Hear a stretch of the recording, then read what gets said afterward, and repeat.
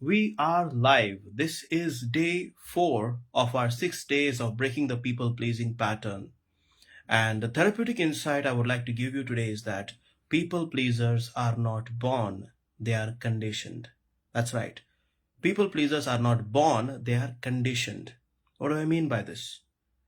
As you grew up in a family, if you had one or more dominating figures, someone who held all the power, all the financial control, the decision making power, whose decisions were final, and who set the rules in the family, if there was such a figure in your life, then threatening or going against that figure would have been something that could make you get disconnected.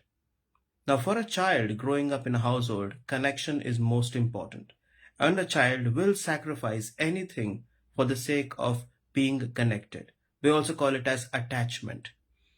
So if you grew up in a household or maybe in a joint family where there was one person or more people who were dominating and nobody stood against them and everybody just unquestionably followed them, then you were taught or conditioned to just follow orders.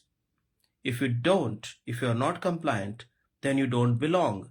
That was the message that was given. And for a child, that is a very threatening message. And so a child undergoes through stress whenever its attachment needs are not met. And that stress caused you to come up with a coping mechanism. We also call it as a fawn response, FAWN. And fawn response is pleasing, automatically trying to please others so that your need of attachment is met. So this is a therapeutic insight I want you to consider today. And here's the coaching question for you. Did you grow up in a household where there was such an authoritative figure? What was the personality of this person? What happened when people went against? And why would people not go against this person's decisions? Think about it. It's going to take some time, and many times there are going to be some internal barriers inside of you that might say that, oh, we never had such a figure. I respected that person. Just be a student. Be objective enough to understand what it was. That's very important for you right now to go and ask this coaching question, because when you ask this coaching question, it is going to give you deeper insights. And I always tell people healing happens when you listen to your own insight. In fact, healing is nothing but authenticity, getting in touch with your authentic self. And here's the tip for you, the tip that's going to help you to break people pleasing today.